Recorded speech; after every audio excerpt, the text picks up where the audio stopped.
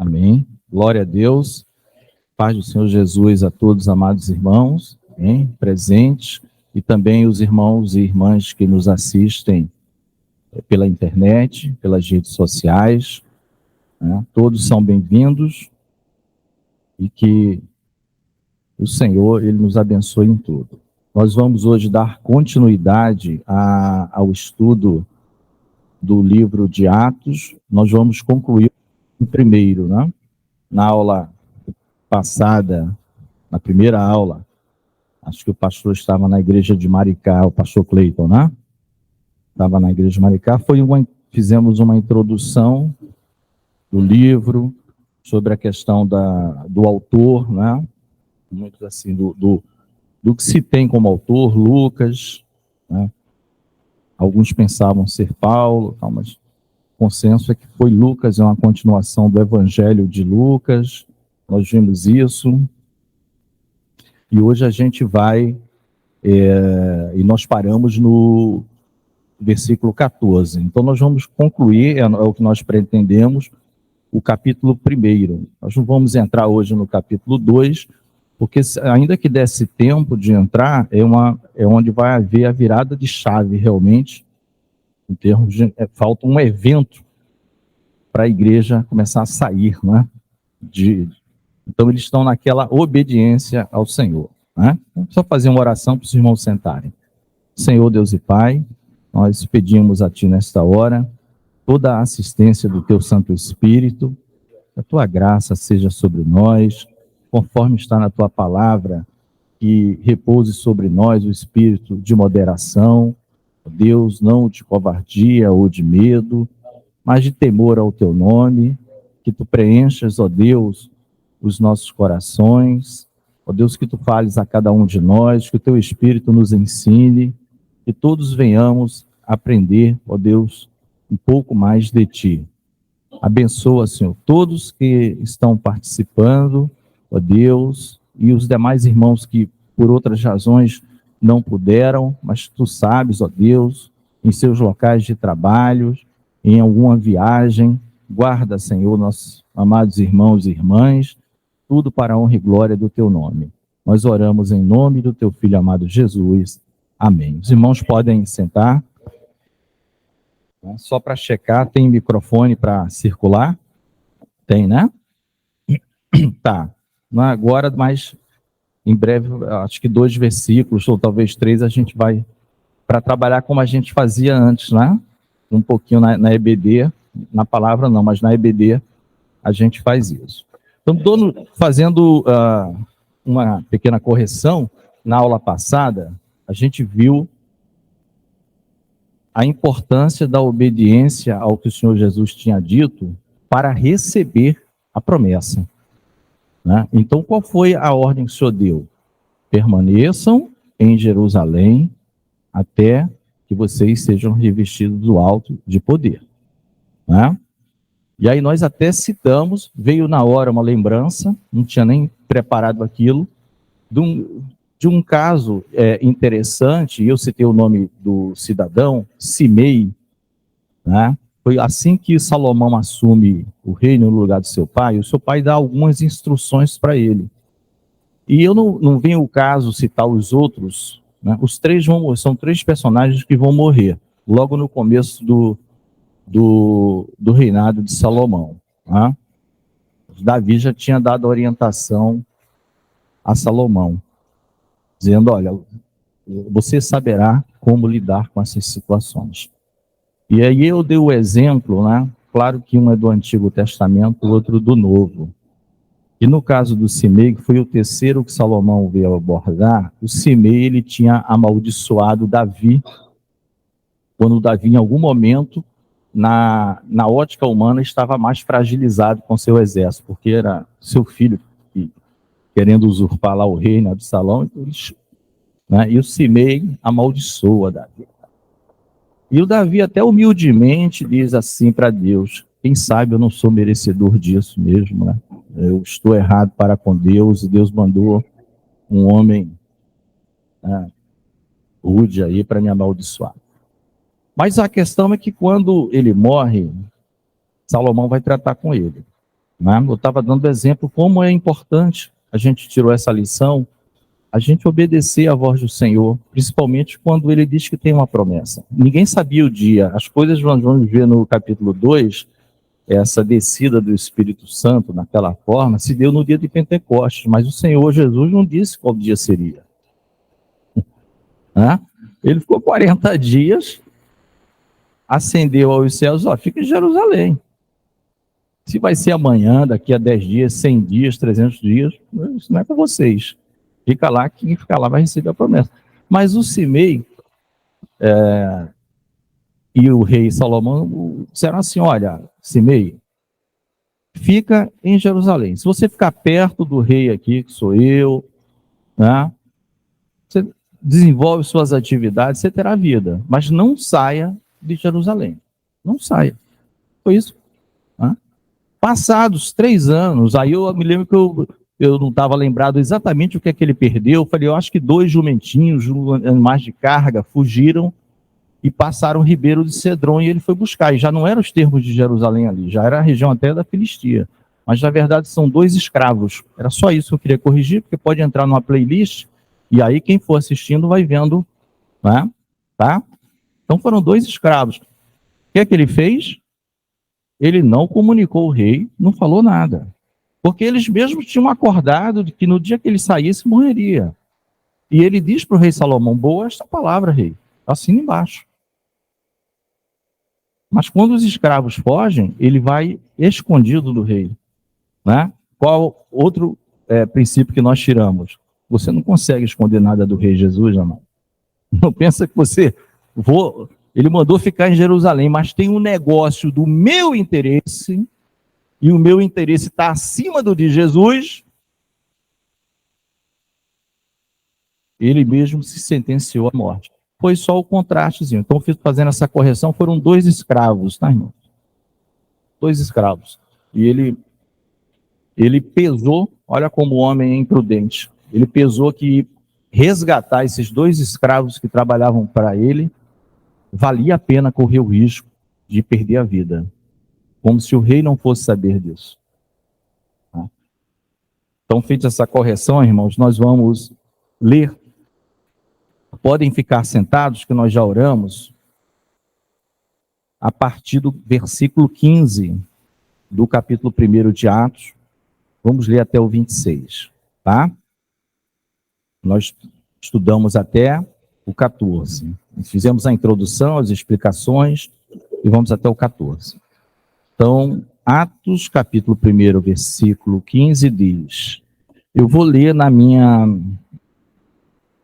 versão, estou com as 2 aqui, revista e atualizada, apenas por uma questão de praticidade, porque as referências cruzadas nessa versão, que são aquelas remissões aonde estão os versículos, elas são mais ricas do que na que eu tenho aqui, revista corrigida. E como eu quero a participação dos amados, então me facilita para eu citar o versículo, um irmão procurar, tá? Mas o contexto, o texto é o mesmo. Diz assim, naqueles dias, levantou-se Pedro no meio dos irmãos, ora, compunha-se a assembleia de umas 120 pessoas, e disse, irmãos, convinha que se cumprisse a escritura que o Espírito Santo proferiu anteriormente por boca de Davi acerca de Judas, que foi o guia daqueles que prenderam Jesus.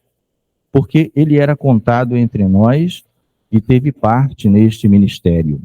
Ora, este homem adquiriu um campo com um preço da iniquidade, e precipitando-se, rompeu-se pelo meio, e todas as suas entranhas se derramaram. E isto chegou ao conhecimento de todos os habitantes de Jerusalém, de maneira que em sua própria língua esse campo era chamado Aceldama, isto é, campo de sangue, porque está escrito no livro dos Salmos, fique deserta a sua morada e não haja quem nela habite. E tome outro o seu encargo, né? O bispado, depende da sua versão. É necessário, pois, que dos homens que nos acompanharam todo o tempo que o Senhor Jesus andou entre nós, começando no batismo de João, até o dia em que dentre nós foi levado às alturas. Um destes se torne testemunha conosco da sua ressurreição. Eles então propuseram dois: José, chamado Barsabás, cognominado Justo, e Matias. E orando, disseram: Tu, Senhor, que conheces o coração de todos, revela-nos qual destes dois tens escolhido para preencher a vaga neste ministério e apostolado, do qual Judas se transviou, indo para o seu próprio lugar. E os lançaram em sortes, vindo a sorte recair sobre Matias, sendo-lhe então votado lugar com os 11 apóstolos. Amém? Então, terminamos o capítulo 1.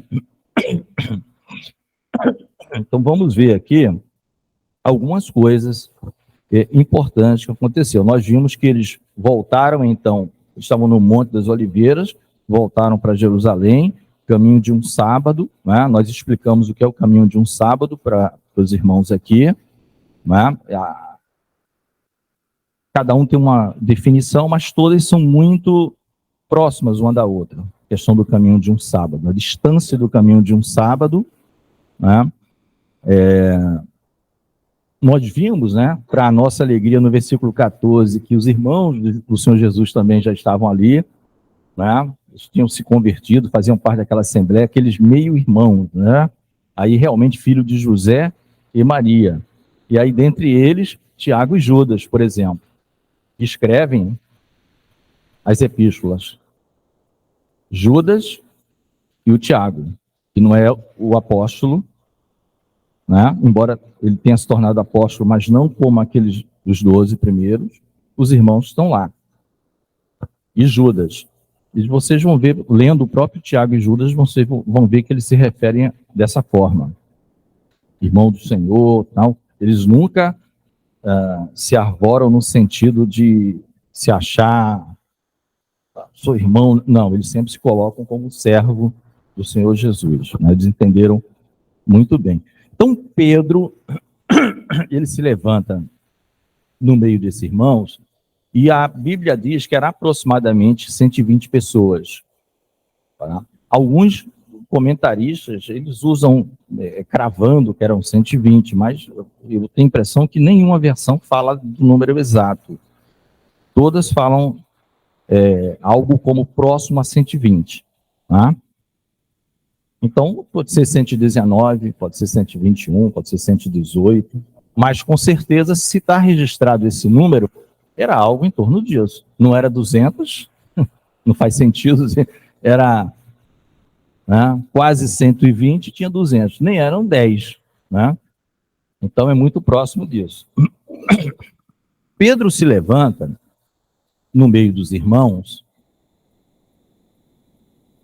e diz o seguinte: irmãos, a gente vê como Pedro, as coisas que o Senhor Jesus faz, não depende da capacidade humana, né? Como Pedro, como eles, os apóstolos como um todo, passaram a ter o entendimento das Escrituras. Isso está lá no finalzinho do Evangelho de Lucas, Jesus explicando tudo sobre a lei, profetas e salmos, como isso falava dele, né? Quando eles ainda estavam vivos, quando o Senhor Jesus estava no meio deles, eles estavam aguardando numa casa, né? Recebei o Espírito Santo, mas não era esse fenômeno ainda aqui, do chamado batismo, né? Mas eles já estavam com o sopro que o Senhor Jesus tinha dado, os apóstolos. E o Senhor também, pela revelação, temos lá, acho que Mateus 16, né? Quem diz os homens, né, ser o filho do homem. Aquelas coisas, uns dizem que é João Batista, Jeremias, ou um dos profetas, e a Pedro, né, tu és o Cristo, o Filho do Deus vivo. Né? Quando Pedro fala isso, né, isso é interessante, quando Pedro fala isso, tu és o Cristo, Filho do Deus vivo, ele não sabia que tinha sido uma revelação do Pai, né? Ele fala, tu és o Cristo, filho do Deus vivo. Mas o Senhor Jesus sabe muito bem, sabe que ninguém teria condições de falar dessa forma se não fosse revelado por Deus. E aí diz, bem-aventurado és tu, Simão Barjonas, né? Porque não foi carne nem sangue quem tu revelou, mas o meu Pai, nesse caso não falou o Espírito Santo, foi o meu Pai que está nos céus quem tu revelou. Né? Então Pedro, o Senhor já vinha dando mostras, e no final de João, a gente vê que ele chama, nós citamos aqui também, Pedro, apacenta os meus cordeirinhos, apacenta as minhas ovelhas, mas logo eu já é você mesmo, apacenta, darei a chave do reino, Pedro vai falar, né? Não tem nada a ver com o Papa, né? Chave do reino seria uma abertura, como a maioria entende assim, uma pregação que abre as portas, que vem 3.000, depois 5.000, ou é 5.000, é assim, né? Não era um se convertendo, era um monte de gente chegando no reino. Então Pedro, ele toma essa dianteira, essa posição, inspirado pelo Espírito, e ele vai dizer o seguinte, olha, a Escritura, pelo Espírito Santo, né, pela boca de Davi, já tinha profetizado acerca de Judas, que foi o guia daqueles que prenderam Jesus, né, porque foi Judas que foi lá, Sinédrio, aquele pessoal, vendeu o seu Jesus lá por 30 moedas de prata, essa coisa toda, né? Ele foi o guia, trouxe até o Senhor Jesus, quando ele estava com os discípulos, né? E aquele que eu beijar é eles, prendei. Aí a palavra diz, olha, este homem adquiriu um campo porque ele era contado entre nós e teve parte neste ministério, tá? Aí ele vai dizer o seguinte, este homem adquiriu um campo com o preço da iniquidade e, precipitando-se, rompeu-se pelo meio e todas as suas entranhas se derramaram. Tá? Isso é interessante, eu vou pedir para alguém abrir no 27 de Mateus. Vamos lá em 27 de Mateus.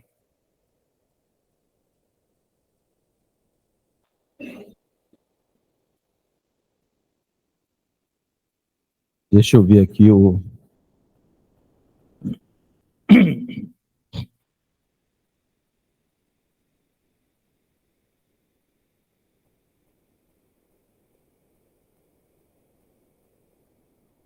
Isso.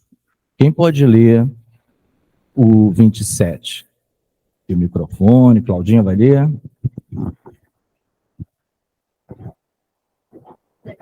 Isso. O capítulo 27? Vai lendo, acho que até o 10, versículo 10. Tá? Ao romper o dia, todos os principais sacerdotes e os anciões do povo entraram em conselho contra Jesus para o matarem. E amarrando-o, levaram-no e o entregaram ao governador Pilatos. Então Judas, o que o traiu, vendo que Jesus fora condenado, tocado de remorso, devolveu as 30 moedas de prata aos principais sacerdotes e aos anciões, dizendo, pequei, traindo sangue inocente. Eles, porém, responderam, que nos importa? Isso é contigo. Então Judas, atirando-se para o santuário as moedas de prata, retirou-se e foi enforcar-se. E os principais sacerdotes, tomando as moedas, disseram, não é lícito deitá-las no cofre das ofertas, porque é preço de sangue. E tendo deliberado, compraram com elas o campo do oleiro para o cemitério de forasteiros. Amém. E aí? Amém? Então, o que é que também é bastante comentado aqui, e que é importante a gente, já que é um estudo, né?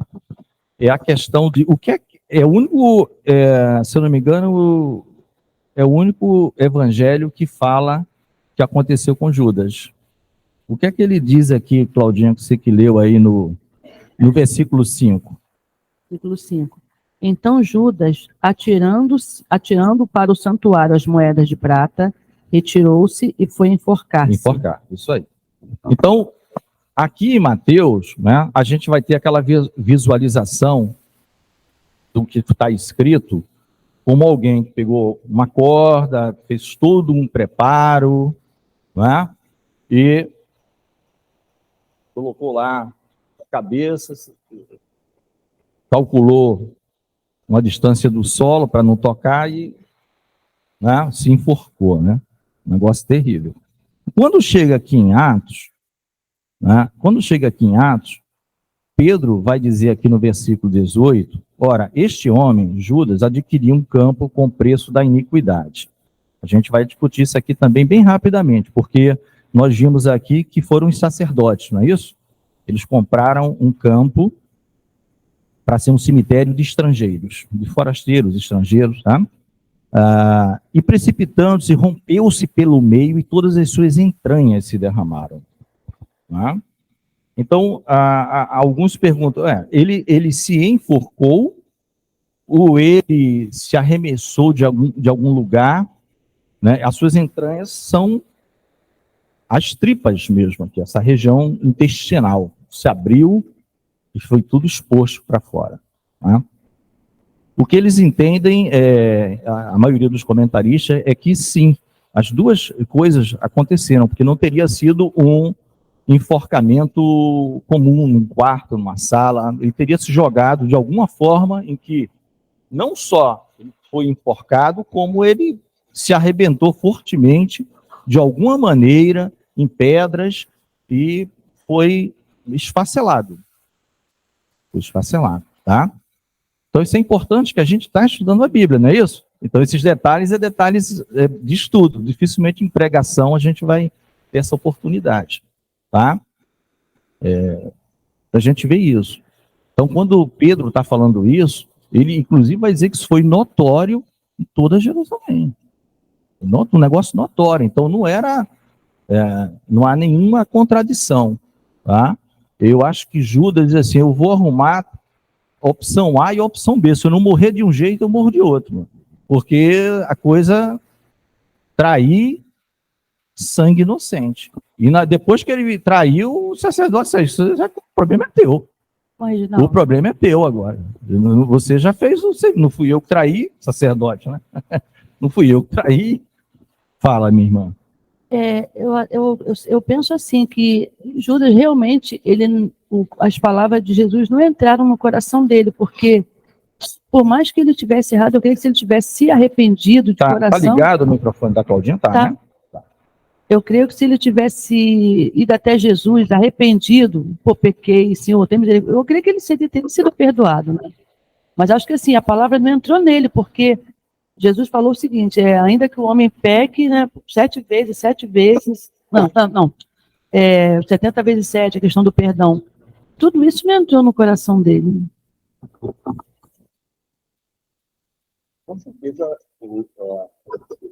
Com certeza, todos assim que eu conheço de uma maneira geral, falam que o Senhor Jesus estaria pronto a perdoá-lo em qualquer, inclusive no momento que ele chegou lá, ele se arrependeria, enfim. Mas a verdade, a cabeça dele, acho que estava em outro lugar. Né? Estava em outro lugar, é um assunto complexo, a vida de Judas, o porquê, isso aqui, né? Deve ter, imagino, até livros de muitas e muitas páginas tentando explorar essa questão, porque, enfim, tá? Então, superamos essa questão. Só para os irmãos, uma contradição. Aqui está dizendo que ele se arrebentou pelo meio e as suas entranhas saíram. E em Mateus fala que ele se enforcou, tá? Então, o entendimento que é o conjunto da obra. Ele pode ter laçado uma corda e também se jogado no lugar em que o seu corpo bateu de alguma forma e ele se abriu todo. Não sei se eu li na Bíblia ou se é coisa de alguém que parece que o galho arrebentou e ele... Uma coisa assim. Não, aí deve ser comentários, provavelmente, tá?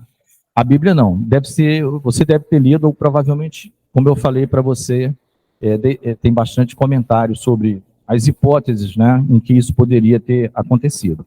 Então, O outro detalhe é que Pedro, ele diz que o campo foi adquirido por este homem. E isso é um entendimento correto, porque é irrelevante para esse contexto aqui que os sacerdotes tenham ido lá comprar um campo de um oleiro para fazer um cemitério para os forasteiros. Na verdade, o dinheiro, ela segue o dinheiro saiu de Judas. É como se ele fizesse tudo, né? Nós não vamos entrar em mais detalhes, mas isso está profetizado lá em Zacarias, tá? Até isso está profetizado, tá? Em uma forma poética diferente. Na época que Zacarias escreveu, ninguém entendia, né? Zacarias fala das 30 moedas e ainda faz, a maioria entende que é ironicamente, né? Porque a gente sempre acha, nós já comentamos isso, acho que o Carlos também, a ironia é uma figura de linguagem que ela pode ser corretamente usada, bem usada, e ela pode estar passando de limites e você está afrontando pessoas, na verdade, com certas ironias, né? Mas a ironia, ela é usada da seguinte forma: 30 moedas de prata, este belo preço em que os filhos de Israel me avaliaram. Belo preço. Eu dei a minha vida, o sangue, um valor que jamais alguém pode pagar pela vida do outro. Aí vocês me avaliam em 30, belo preço. E arrojei o oleiro. Está em Zacarias. Tá? Aí quando acontece isso? Com Jesus. Tá? Profecia. Este belo preço em quem fui a mais. Claro que é no sentido, né? Não tem preço, você não tem moeda de ouro nem prata para você justificar vender Jesus. Né? Não existe troca com Jesus. Não existe nada neste mundo que você possa trocar. Então isso está profetizado. Tá? Aliás, próximo da morte do Senhor Jesus, aquele período de crucificação, é muito detalhado nas profecias lá atrás, nos Salmos, né? As vestes do Senhor, eles partiram em 4 partes e dividiram entre os soldados, mas quando chegou na túnica, que era uma outra peça, eles iam partir. Aí disseram, não, vamos tirar sorte. Quem ganhar, leva tudo, leva a túnica inteira. Integralmente no Salmo. Não é? Só para ver quantas coisas está escrito acerca do nosso Senhor. Então, isso chegou ao conhecimento. Então, nós vimos aqui a questão da morte de Judas, do suicídio, não deixa de ser um suicídio, né? Mas o conjunto enforcamento com alguma coisa em que seu corpo foi também. E vimos a questão da aquisição do campo, em que você leu, logo depois dessa parte, você vai ver que os sacerdotes pegaram, não é lícito preço de sangue lá no gasofilácio, né? Um dinheiro de origem que tem a ver com a venda de um homem que vai morrer. Então vamos comprar esse campo para ser um cemitério lá. Então está profetizado, e Pedro vem falando, inspirado pelo Espírito Santo. E fala que o nome do campo, né, que sua própria língua chama Aceldama. Aceldama. Eu tenho a impressão que eu já li isso em Bíblias mais velhas com acento agudo. Aceldama, mas não é isso? O pastor me confirmou. Aceldama. Está sem acento, então é isso. As versões mais novas, né? Quando a gente fala versão mais nova, é de 30 anos para cá, tá, irmão? Versão mais nova é de 30, 20 anos para cá, entregando as idades nossas aqui. Mas quem leu as Bíblias mais antigas era Aceldama. E eu confirmo, eu estava na dúvida, confirmei aqui com o professor aqui, Cleiton. Tá? Eu não sei se o pastor Carlos já leu Aceldama com acento também. Tá? Mas eu estou olhando que todas não têm aqui atualmente Aceldama. O cara não era desse tempo. Não era desse tempo. O senhor quer falar, seu Arquimedes? Microfone para o senhor Arquimedes. A sua está com acento, né? Então, lá, encontramos uma com acento, tá? Então, significa campo de sangue, tá? Porque está escrito no livro dos Salmos. Agora, eu gostaria que 2 irmãs lessem, pode ser a Luana Fernanda, Luana, Márcia, vocês que sabem. Cada uma vai abrir num salmo, por isso que eu estou pegando aqui. Vocês estão seguindo o raciocínio de Pedro? Pedro se levantou no meio de 120, falou, olha, irmãos, ele está começando a se justificar aqui, ele está fazendo toda uma fundamentação para que um outro homem seja levantado para o apostolado. Não podia ficar sem os 12. Mas um homem com todas as condições, a gente vai ver que tem as condições. Não é, quer ser apóstolo? Não, não é assim não. Ou então aquele que se autoproclama, né? Com o pastor Carlos, eu sou apóstolo. Tá aqui o apóstolo. Ele mesmo diz que é apóstolo. Tal. Não, tem as condições aqui, dada. Tá? Então, isso que nós estamos lendo é uma narração que Pedro está fazendo com base na palavra de Deus para justificar como que Matias chegou lá. Mas o detalhe do Matias também é um pouquinho mais para frente, mas temos tempo hoje. Então, não vamos entrar no capítulo 2, nós vamos terminar, vamos ter um intervalo um pouquinho maior. Eu gostaria que uma irmã abrisse, vamos lá, no Salmo 69, 25. E outra irmã no Salmo 109, 8. Temos tempo, com calma, todos podem acompanhar. Vou repetir. Uma irmã que vai ler, né, com o microfone, 69, Salmo 69, versículo 25. E outra no Salmo 109, 8. Tá. Então, deixa eu acompanhar também. Quem pode ler o 69, 25? Fique deserta a sua morada, e não haja quem habite as suas tendas. Tá. Aí o que é que Pedro diz no 20? Antes de ler o outro, tá? Ela leu o 69. Aí o que é que diz? Fique deserta a sua morada, e não haja quem nela habite. Está na minha versão. Tá? No mesmo. Né? Isso está no Salmo 69. Está falando de todos aqueles que estavam próximos do Senhor, e ali no caso era o rei Davi, e o perseguiam, e queriam sua morte, e o afligiam. E a aflição de Davi, né, prefiguram as aflições do Messias. São salmos messiânicos. Tá? Então, depois de ler o segundo salmo, eu vou dar até um entendimento sobre a aplicabilidade disso, que eu vi em alguns lugares e eu concordo. Então, esse primeiro salmo que a nossa irmã Luana leu, diz assim, ó, fique deserta a sua morada e não haja quem nela habite. Fala da própria vida dele. Vai ser desocupada, o espírito. Né? Quem vai ler o 109:8? É a Márcia? Pode ler, Márcia? Sejam poucos os seus dias e outro tome o seu ofício. Isso, tá? Em algumas versões, o seu bispado, a sua supervisão, o seu encargo, aquilo para o qual o Senhor chamou, tá? Então, se vocês olharem depois com calma, não é o objetivo nesses salmos, são o que eles chamam, assim, imprecações sobre aqueles que conviveram com o rei, mas por algum motivo perseguiram o rei de maneira atroz, foram vingativos, não cooperavam com o rei, né? Tudo na figura de Davi. Por isso que quando Deus chama Davi, diz, achei um segundo meu coração, fará toda a minha vontade. Né? Fará toda a minha vontade. Então, o que Deus tinha para que Davi fizesse, Davi fez. Davi pode ter feito umas coisas que não foi da vontade de Deus, mas o que Deus quis que ele fizesse, ele fez. Mesmo que ele não soubesse. Por isso que Pedro diz, era o Espírito Santo, que lá no Antigo Testamento era pontual, né? Era sobre um rei, sobre um profeta, né? E passava para todo o povo, aquilo que Deus falava, sobre um sumo sacerdote,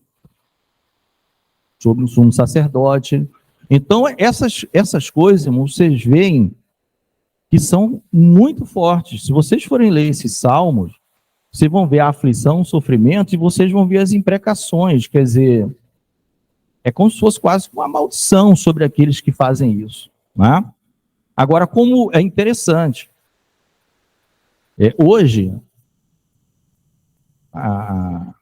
o canal A Deus Toda Glória, né, ela sempre coloca um versículo bíblico, não é isso? Todos os dias. E no projeto quero congregar o mesmo versículo. Aí você vai ver que fala sobre aquilo, que, olha, que muito é dado, muito será cobrado, né? Mas tem a recompensa, sabe? Você é um executivo, você é o tal do CEO, o presidente lá em cima, né? Eu sou o acionista controlador, vou cobrar muito de você, porque o seu salário você ganha mais que todo mundo. O que você tem acesso, ninguém tem, em termos de recursos. Então, vou cobrar mais de você, é normal. Mas o senhor está falando aqui espiritualmente. Eu estou te dando muitas coisas espirituais. Então, dependa de mim, né? Porque eu não posso julgar o trabalhadorzinho lá do final de produção, que está na obra, está ajudando, do mesmo jeito que eu vou julgar você. Não é? Você concorda? Você recebe muito mais recursos. Né? Então, as imprecações também são proporcionais, essas maldições. Era exatamente para esse povo que estava junto e se afastava. E a gente viu isso em Hebreus. Lembra? Eu não posso esquecer de Hebreus 6 e 10. Sempre vinha antes as qualificações. Iluminado, conheceu, provou do Espírito Santo. Aí vinha aquela coisa, não tem mais jeito. Apostatou, não tem mais jeito. Mas para essas pessoas. Né? Porque é algo que é descabido. Você fica assim, sem noção. Como pode alguém deixar o Senhor, sabendo que o Senhor, né, o sustenta?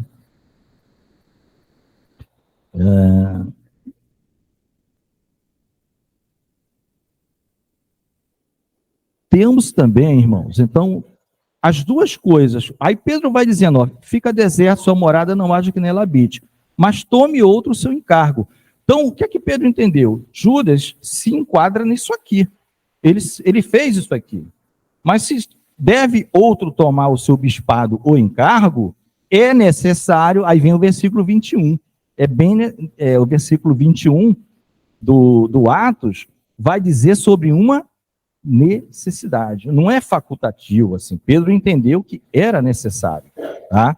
E os irmãos vão ver que o Pedro, ele levantou a situação. Ele não tomou decisão sozinho, nem determinou nada. Eu quero assim e vai ser assim.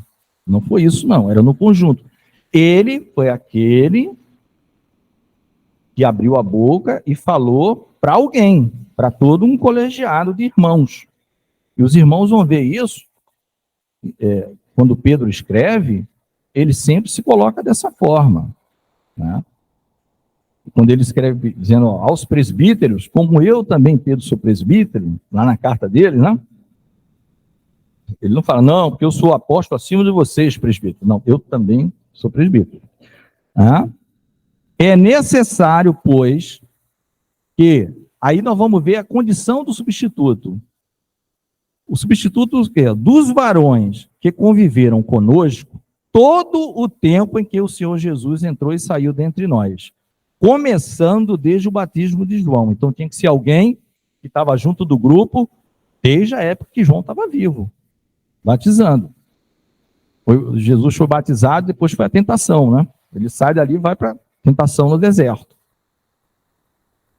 Então, tanto é que os apóstolos, ele que escolhe dentre um grupo de discípulos. O Senhor Jesus passa a noite orando, escolhe dentre um grupo de discípulos. Mas ele não dispensou o resto, não.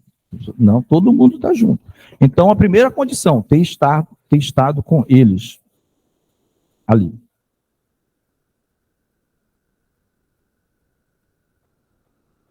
Começando até o dia que foi recebido em cima, tinha sido há pouco tempo. Quando que Jesus foi recebido em cima? Quando ele ascendeu, depois dos 40 dias. Tá? Pedro está falando aqui no espaço de 10 dias, entre os 40 e o Pentecostes. Lembra que a gente contou um pouquinho sobre as festas de Israel? Levítico 23, a gente contou um pouquinho. Né? Por que que Pentecostes era o 50º dia ali? Né? Então, nesse período, então esse varão, ou esses varões, vamos dizer assim, que eles iriam chamar para saber do Senhor qual deles deveria ocupar o lugar de Judas, tinha que ter esta condição aqui, ter desde o batismo de João até há bem pouco tempo ali, ter visto também o Senhor ser elevado e aqueles 2 varões de branco dizer: por que olhais assim para cima, ó varões galileus? Este mesmo, né, Jesus que viste subir há de voltar, né, sobre as nuvens. Então, a promessa da volta do Senhor. Isso tudo era principalmente em função da ressurreição, irmãos. Dentre nós foi recebido, um deles faça conosco testemunha da ressurreição. Porque a ressurreição era um problema, né? Tem lá em um dos evangelhos que os judeus subornaram os soldados, não é isso? Para que eles não falassem nada do que tinha acontecido. Aquela pedra enorme, selando ali o local onde estava o túmulo, né? Eles, os dois soldados, 3, uma quantidade lá vigiando, e como é que o corpo não está lá? Como é que ele aparece aí depois? Tá? Então tinha que ser testemunha da ressurreição do Senhor. Porque se a gente olhar para um Senhor que morreu por nós apenas como expiação, aí vão perguntar: e onde é que ele está agora? Os lá de fora, o que é que você vai dizer? Não sei, ele deve estar no céu, ou foi para algum lugar, né? Não, ele ressuscitou. Ele morreu, literalmente, como oferta por nós, mas ele ressuscitou, ele ressurgiu. Então, toda a pregação do Evangelho vinha com essa boa nova. Né? E essa sempre foi a expectativa dos apóstolos. Paulo diz na primeira carta aos Coríntios, no capítulo 15, que é muito grande, é um capítulo com muitos versículos, quase sempre lembrado por a questão do arrebatamento, que é lá no final, mas é falado muitas coisas antes. É ali que ele vai dizer: olha, se Cristo não ressuscitou, vã é a nossa pregação. Então, a importância da testemunha da ressurreição é fundamental. Se Cristo não ressuscitou, vã é a nossa pregação. Não, mas ele morreu como expiação, os pecados foram pagos. Se Cristo não ressuscitou, vã é a nossa pregação. Então ele diz isso. Né? Por quê? Porque era uma das dúvidas dos coríntios também. Está no capítulo 15, sobre essa questão. Havia uma dúvida ali: como é que é isso? Como é a ressurreição? Como é que o corpo ressuscitará? Está tudo no 15, né? Se não me engano, tem 60 e poucos versículos. É bem grande, lá no 1 Coríntios 15. E o Paulo também vai dizer sobre essa questão na carta aos Filipenses, se eu não me engano, no capítulo 3, que é conhecida como Carta da Alegria, né? Ele, apesar de preso, ele se regozija o tempo todo com os filipenses. Os filipenses deram assistência para Paulo, mandaram um homem chamado Epafrodito lá levar era um homem de confiança, era cooperador de Paulo, era um homem que estava à frente. Esse homem foi lá levar para Paulo tudo que os filipenses estavam ofertando. Né? Paulo se alegra muito, não é, com isso, mas ele vai dizer que ele se alegrou. É interessante o apóstolo, ele vai dizer em Filipenses que ele se alegrou, tem tudo a ver aqui, tá, irmão? Ele se alegrou mais do que receber a oferta. Olha que coisa interessante que o apóstolo Paulo fala em Filipenses. Mais do que ter recebido a oferta, o ato de o coração deles, os ofertantes, terem sido mudados e terem ofertado. Então, Paulo não estava muito preocupado se a marca do doce de leite era que ele gostava ou não. Ele não estava preocupado se a carne era de primeira, de segunda, terceira. Né? Não era a oferta em si. Era que os corações dos filipenses foram mudados. Eles se alegram em dar, em doar. Então a alegria do doar, de saber que tinha gente doando, era maior do que o que ele estava recebendo. Está lá. Né? E nessa carta, por isso que eu estou falando, é que ele vai dizer, né, que se alguém quisesse se gloriar na carne, muito mais eu. Hebreu dos hebreus, circuncidado ao 8º dia, né? Ele vai falar tudo isso. Aí ele vai dizer que ele considerou como refúgio, e tem algumas versões, se eu não me engano, usa esterco, como se fosse algo totalmente desprezível. A justificação dele pela lei, por causa da sublimidade que há em Cristo Jesus. Aí ele diz, olha, existe a justiça que é pela lei, e o qual eu era irrepreensível, Paulo, e existe a justiça de Deus, que é Jesus Cristo, mediante a fé. Paulo, eu fico com essa. Eu fico com a justiça que vem de Deus, que é crer em Jesus Cristo, ainda que eu fosse irrepreensível pela lei. Porque ele sabe que pela lei tem aquele pequeno detalhe, se você falhou em um, Tiago fala isso, você é condenado. E em Cristo não. Em Cristo não. Deus olha a perfeição de Cristo em nós. Ele vai olhar isso. Então ele justifica a sublimidade de Cristo me fez. Se tem alguém que podia se gloriar em cumprir lei na carne, sou eu.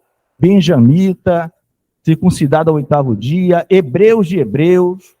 Quer dizer, isso é um hebraísmo, quer dizer, filhos de pai e mãe judeus mesmo, não tem mistura nenhuma, avó, minha descendência toda, eu sou judeu raiz. Eu troquei tudo isso pela salvação, que é segundo o que Deus disse que é a justiça dele, que é o seu filho. Né? Então a salvação em Cristo, daí essa necessidade, irmãos. Dito isso, propuseram 2 nomes, José, a gente já está no final, chamado Barsabás, cognominado Justo, e Matias. E aí, eles oraram. Primeira coisa que eles fizeram foi orar. Orar. Tu, Senhor, que conheces o coração de todos, revela-nos qual destes 2 tens escolhido. A primeira oração. Então, Deus ficou em primeiro lugar. Eles escolheram. Deus poderia até dizer, ó, não é nenhum dos 2. Mas como Pedro deu aqui as credenciais e os 2 preenchiam, o senhor viu que está tudo certo. Para preencher a vaga neste ministério apostolado do qual Judas se transviou ainda após seu próprio lugar. E lançaram sortes, vindo a sorte a recair a Matias. Aqui, né, também tem alguns comentários, porque no Novo Testamento, né, a gente vê ainda esse procedimento de lançar sortes. Mas é a última, você não vai ver mais, porque ainda faltava esse revestimento de poder, tal. Eles ainda estavam, né, mas eles foram um pouco mais, né, porque se vocês forem no Antigo Testamento, a coisa era mais direta no lançar sorte. Senhor, é sim ou não? Aí era uma coisa assim, né? Tinha o sacerdote, Urim, Tumim. E isso também não era sempre, tá, irmãos? Dependia muito da situação. Isso não era algo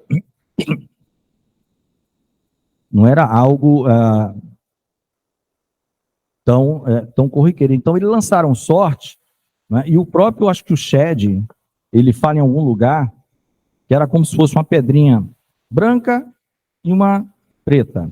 Se cair a branca, por exemplo, é o José. Se cair a preta, é o Matias. Já que era de 2, era para escolher 2. Né? E aí eles lançaram sorte. Então, vocês veem, oraram primeiro, lançaram sorte, que ainda era uma prática, embora com o ministério de Jesus, isso não se faz necessário. Ele estava aqui. E o que é que eles iam receber de maneira abundante? O Espírito Santo. Nunca mais se fez necessário. Aí você vai ver experiências assim. E orando, disse o Espírito Santo, separa a Paulo e a Barnabé. Não tem mais sorte. Não tem mais lançar sorte. Né? Separa a Paulo e a Barnabé.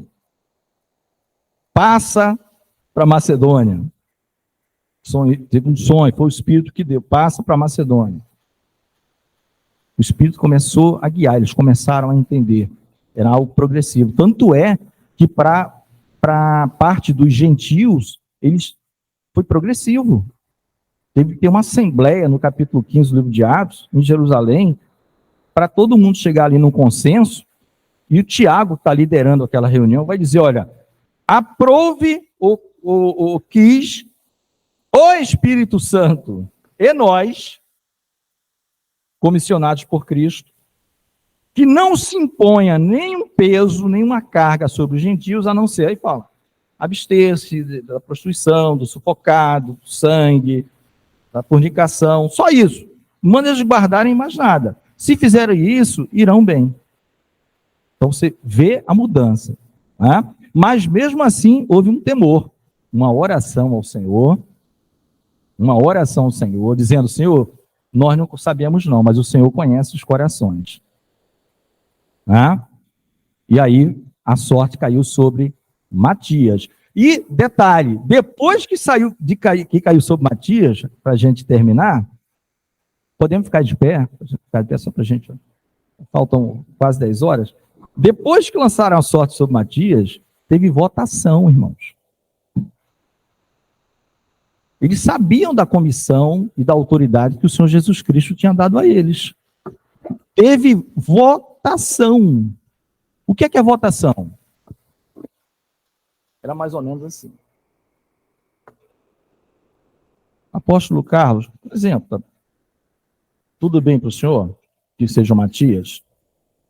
Aí o apóstolo, tudo bem. Matias nos acompanhou o tempo todo. Apóstolo Cleito, tudo bem. Eu podia ter um irmão, olha, Matias em algum momento teve tal e tal situação, em outra ocasião isso, aquilo, né? Nós oramos, né? A sorte saiu com o Matias, mas tem essa ressalva, e o Senhor está nos ouvindo, ele disse que ia estar conosco todos os dias, até a consumação dos séculos. Irmãos, então vamos orar mais, jejuar mais, vamos ver qual é a correta vontade do Senhor. Mas não, teve votação comum, todos concordaram, disseram ok, mas antes dessa votação, eles ouviram o Senhor. Tá? Isso é importante, irmãos, porque não tira do homem a razão do homem. Não é que a gente é racional no sentido dessas qualificações, desses adjetivos que os teólogos fazem, né? Os teólogos fazem um monte de coisa, tem um grupo racionalista, existencialista, espiritualista, tem um monte de isto, está na lista deles. Se tiver um teólogo desses, assim, apologista, vendo alguma pregação, ele vai enquadrar você em alguma coisa disto. Segundo a ótica criada na academia, né? Mas era para dizer que o corpo, Deus estava dando essa autoridade para eles. E isso foi bom, porque lá em Atos 15, quando a gente chegar lá, não sei quantos domingos, a gente vai ver que esses homens, né? Teve não pouca discussão. Paulo teve que expor. Tinha fariseu convertido, mas ainda com pensamento farisaico, participando da reunião. Né? Em Atos 15.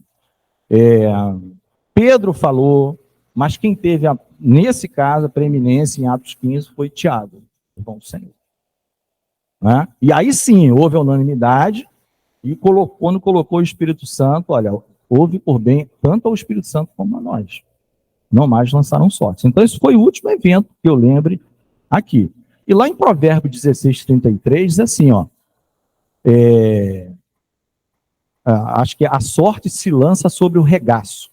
O que era regaço? É tipo uma pessoa sentada e a parte das pernas, assim, como se fosse a saia, uma pessoa, aquelas vestes também masculinas antigas, se jogava ali, mas à disposição, quem dá é o Senhor. Né?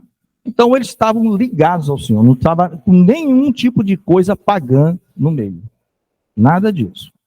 E aí, nós encerramos, então, a parte de hoje, entendendo por que Judas foi substituído e por que Pedro dá toda a fundamentação. A gente viu passo a passo, porque está escrito nos Salmos, não foi da cabeça dele.